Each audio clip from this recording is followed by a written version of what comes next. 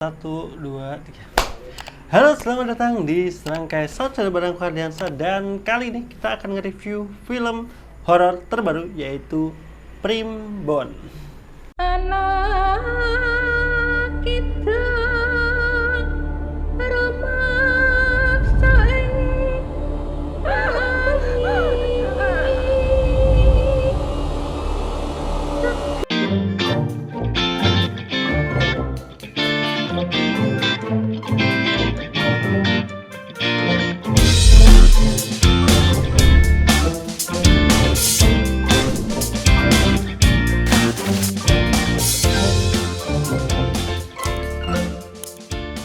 Nah, balik lagi nih dengan aku Ardiansa dan kita masih di serangkai movie review. Dan untuk Primbon ini adalah salah satu film horor terbaru yang dari judulnya aja udah pasti ini sangat melekat banget dengan kepercayaan orang Jawa, khususnya untuk daerah-daerah tertentu ataupun orang-orang yang orang, kalau kita bisa katakan sih orang jadul gitu. Karena aku pribadi udah nggak terlalu paham soal masalah primbon ataupun hotel atau apapun itu gitu. Tapi ini sebenarnya sesuatu yang cukup bagus juga untuk dilestarikan, untuk kita bisa memahami gitu terkait primbon ini. Dan ini salah satu unsur daya tarik yang menarik. Setelah film sebelumnya ada Kajiman, itu mengangkat soal iblis atau jin ataupun kepercayaan mitologi orang Jawa yang lekat banget lah terkait sosok Kajiman ini. Nah, sekarang ini giliran si Primbon ini gitu berbicara soal penentuan hari baik, hari buruk, pernikahan dan lain-lain, weton dan lain-lain. Itu istilahnya kepercayaan orang Jawa atau Primbon. Nah, di film ini menceritakan ada seorang perempuan namanya Rana yang menghilang pada saat dia naik gunung gitu. Menghilang setelah 7 hari kehilangannya, terus sudah diadakan tahlilan baru 7 hari, tiba-tiba dia kembali di malam pada saat dilakukan tahlilan. Nah, menurut primbonnya di film ini dikatakan kalau orang balik lagi pada malam tahlilan itu, yaitu ada kepercayaan kalau yang kembali itu sebenarnya bukan si manusianya ini atau si Rana yang hilang ini, tapi bisa jadi arwah ataupun setan ataupun hal lainnya. Ini yang di film ini tuh cukup digambarkan, mempertanyakan apakah si Rana ini beneran dia kembali lagi atau dia masih hidup atau sebenarnya dia sudah meninggal. Dan yang terus kalau sudah meninggal, terus yang dia balik lagi itu dia apa gitu, karena ya benar-benar wujudnya bisa disentuh, bisa dipeluk segala macam. Nah, ini yang nanti akan banyak banget misteri-misteri ataupun fakta-fakta menarik gitu berkaitan dengan Primbon yang dijelaskan di film ini. Jadi langsung aja aku kasih terlebih dahulu buat kalian yang belum nonton film Primbon ini, aku sangat rekomendasiin banget buat kalian buat nonton film ini. Tapi aku mau disclaimer terlebih dahulu, buat kalian yang suka storyline ataupun kualitas drama yang kuat, kalian kan tentu menceritakan sebuah keluarga yang menganut kepercayaan terkait itu gitu. Ini punya drama yang bagus banget. Aku bisa kasih ini no spoiler terlebih dahulu, aku kasih 9,8/10 untuk dramanya. Kenapa aku bisa ngasih setinggi ini? Mungkin nggak sebagus itu banget gitu, tapi menurutku itu tetap bagiku selama itu di aku kena dan aku benar-benar dibikin nangis kejer, ya istilahnya nangis lah gitu pas nonton film ini ya, karena menurut aku dramanya dapet secara acting dan lain-lain luar biasa secara dramanya. Cuman memang kalau kalian mencari experience horor ketakutan, film ini menurut aku kurang dalam sisi horor. Buat kalian pengen ditakut-takutin film ini, jujur film ini kurang, malah kuat di drama dan juga penceritaannya, dan juga dia tidak melupakan soal judulnya si Primbon itu gitu. Nah, mungkin kalian penasaran ya, silahkan kalian tonton aja ke bioskop, kalian nikmatin sendiri, experience sendiri gimana rasanya nonton film Primbon ini, karena bagiku ini sebagus itu kualitas dramanya gitu. Cuman kalau secara horornya, nah ini yang akan kita bahas terkait plus minusnya mungkin ya untuk film Primbon ini masuk pada movie spoiler. Nah, ini ada review spoiler untuk film Primbon. Dan jangan lupa buat kalian yang belum nonton, stop video ini dan nanti lanjutkan setelah kalian nonton. Tapi kalau kalian masih penasaran, silahkan lanjutkan saja ke video di menit berikutnya. Dan ini adalah spoiler review. Nah, masuk pada spoiler review untuk film Primbon ini. Tadi aku udah ngasih clue berkaitan dengan kualitas drama dan lainnya, tapi aku nggak mau ngobrol itu dulu. Aku mau ngobrolin soal setting lokasinya, tempatnya ataupun rumahnya. Karena di sini banyak settingnya lebih banyak di rumah ya. Sama ada satu di pasar, tapi yang pasar nggak terlalu banyak lah. Cuman lebih banyaknya di rumah. Ini aku suka banget gitu karena ini menceritakan soal kepercayaan, kemudian apa ya? Kepercayaan ini kan lekat banget sama orang-orang desa atau apapun. Menurut aku pemilihan tempatnya ini kelihatan real banget gitu. Maksudnya untuk aku yang tinggal di desa, maksudnya kalau sekarang saya emang udah agak lebih modern ya rumah-rumahnya. Cuman kalau kalian yang pernah tinggal di desa ataupun punya saudara yang rumahnya masih jadul banget, ini feel rumahnya itu dapet banget gitu. Mulai dari ruang tamunya, pawon tuh kayak dapurnya, kemudian kamar mandi. Kayaknya ini bukan set yang dibangun khusus, tapi memang mereka tim produksinya mencari sebuah rumah yang cocok untuk film ini karena memang benar-benar real itu gitu dibandingkan untuk beberapa film yang lain, misalkan kayak film Kajiman itu, walaupun rumahnya menurut aku tetap real ya, cuma maksudku terlalu pemilihannya itu kurang pas aja gitu. Atau film-film horor lainnya itu menurutku secara setting pemilihan rumahnya itu kurang dapat. Tapi kalau ini sih benar-benar feel-nya dapat banget itu sebagai orang yang pernah tinggal di rumah-rumah zaman kuno atau punya saudara yang rumahnya masih lama gitu, itu feel-nya benar-benar dapatnya. Jadi kesan judul Primbon yang menceritakan soal apa ya, kepercayaan orang Jawa ataupun kejawen dengan setting lokasinya ini benar-benar dapat gitu. Jadi aku suka banget tim kreatifnya ataupun tim produksinya itu tidak membuat set ulang atau membuat sebuah rumah khusus untuk film ini, tapi memang mengambil dari rumah yang sudah ada. Ini pikiranku ya, karena memang sebagus itu, aku suka banget sama rumahnya. Ya rumahnya maksudnya nggak dipaksakan terlalu artistik atau seperti apa gitu. Jadi rumahnya itu nggak yang artis dibikin sinematografinya biar bagus atau seperti apa, enggak. Jadi ya udah seperti itu aja. Yang ngejual memang bukan terkait latarnya, tapi nah ini masuk kepada sisi actingnya. Ini aku suka banget acting karakter di sini, terutama si Happy Salma yang meranin si ibu ya, si Dini ya Happy Salma yang meranin ibunya si Rana yang hilang itu gila ya. Jadi si Dini ini kan diceritakan dia itu bukan orang yang percaya Primbon gitu. Maksudnya dia mungkin sebagai karakter yang lebih modern gitu masuk ke keluarga ini, ya dia tidak menerima itu dan dia tidak dianggap itu. Kesan dia itu punya kemarahan ataupun rasa nggak suka sama kakak-kakak iparnya itu tuh feel-nya dapet banget gitu. Maksudnya tapi yang namanya dia itu orang datang kan ya dia kan menantu, misalnya di situ kan menantu, orang datang otomatis kan dia itu kayak nggak punya power juga. Jadi bener-bener aktingnya sebagus, aku suka banget. Menurut aku top notch-nya di film ini tetap sih Happy Salmanya itu guys.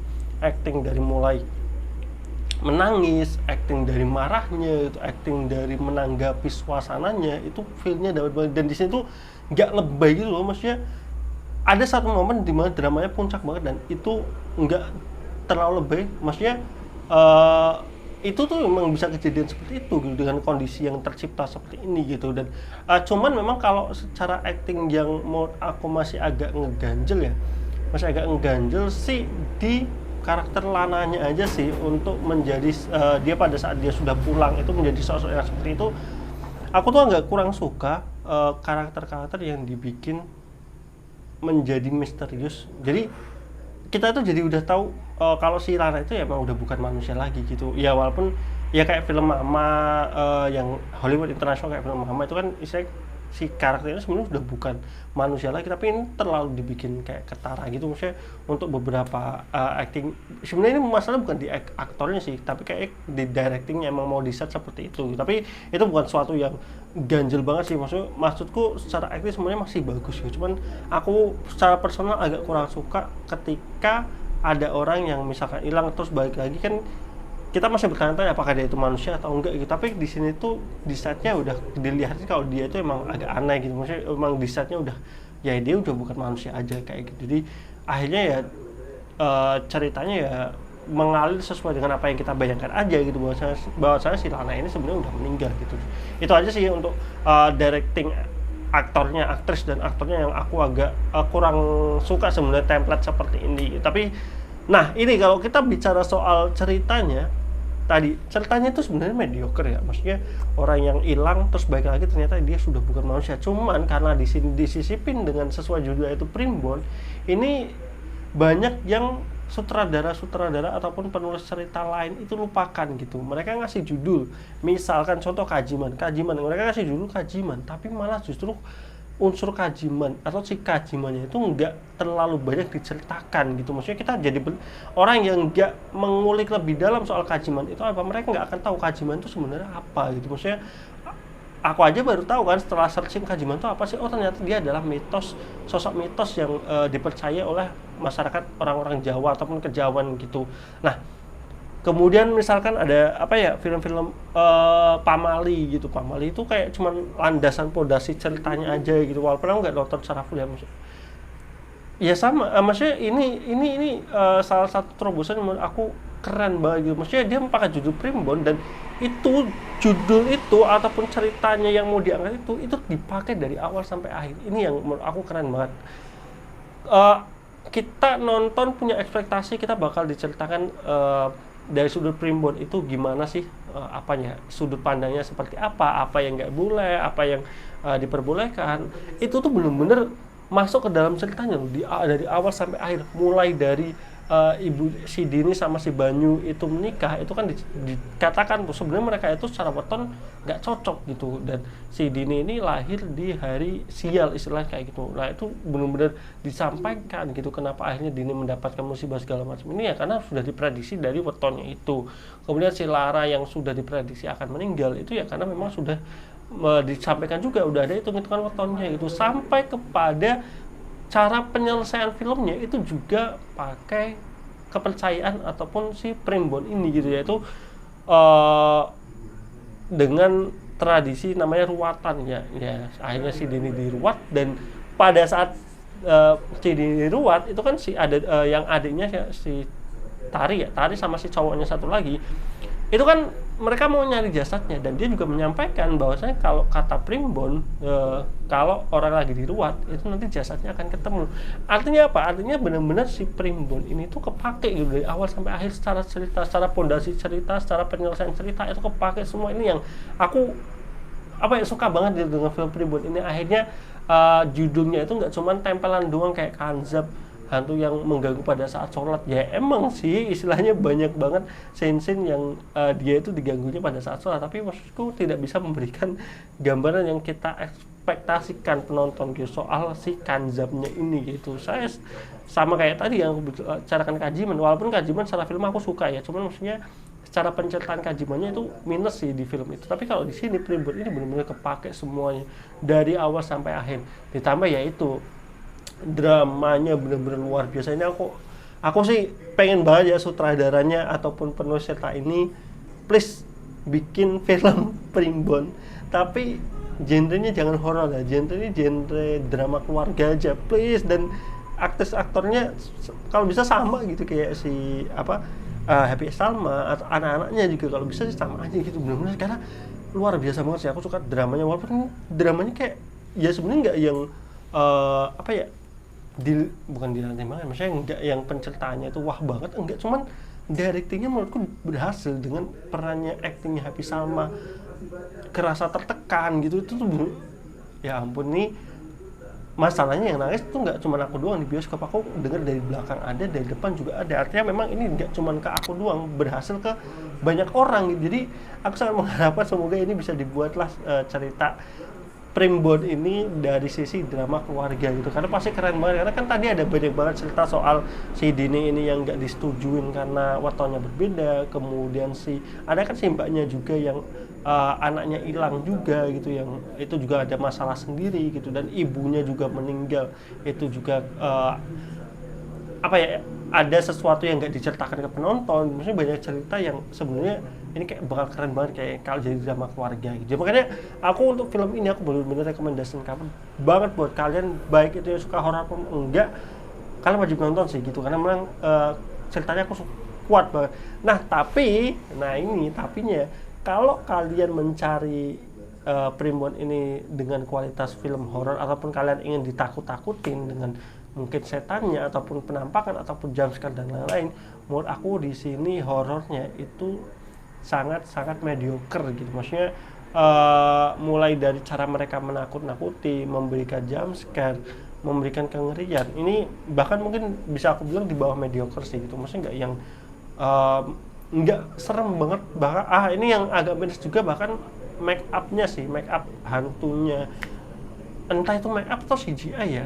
Karena itu menurutku kasar banget sih. Maksudnya nggak meyakinkan, nggak menarik itu waktu si dirinya pucat ataupun jadi hantu ataupun yang dari sisi kaca dilihatnya. Itu aku nggak suka sih make up ataupun CGI setannya. Jadi kelemahan film ini memang malah justru di genre horornya ya. Genre horornya aku nggak berhasil memberikan kengerian, ketakutan ketika sosok Dini ini ada di rumah itu gitu. Tapi masih terwakilkan sama aktris-aktrisnya yang berperan di situ gitu. Kita bisa ngelihat mbak-mbaknya itu benar-benar ketakutan banget, diganggu seperti apapun. Jadi ini salah satu pengalaman film horor yang aku lebih tertarik secara drama keluarga daripada sisi horornya gitu. Dan ini salah satu film yang aku rekomendasiin banget buat kalian. Jadi kalau aku disuruh ngasih skor untuk film ini, aku akan kasih 2 skor. Yang pertama adalah sisi drama, yang drama dan cerita. Yang kedua mungkin dari segi horornya ya gitu. Karena aku nggak bisa melepaskan nih. Kalau aku ngasih 1 skor doang nanti jadinya jelek gitu. Karena balik lagi ya, kalau secara horornya mungkin aku kasih 5/10 kali. Karena horornya menurut aku biasa banget, nggak yang ada spesialnya gitu. Kalau nggak ada unsur pribonnya, ini film nggak akan menarik banget dari sisi horor atau apapun itu gitu. Nah tapi dari sisi unsur cerita, unsur drama, unsur penggunaan primbon dari awal sampai akhir, itu aku bisa kasih 9/10. Bener-bener sebagus itu.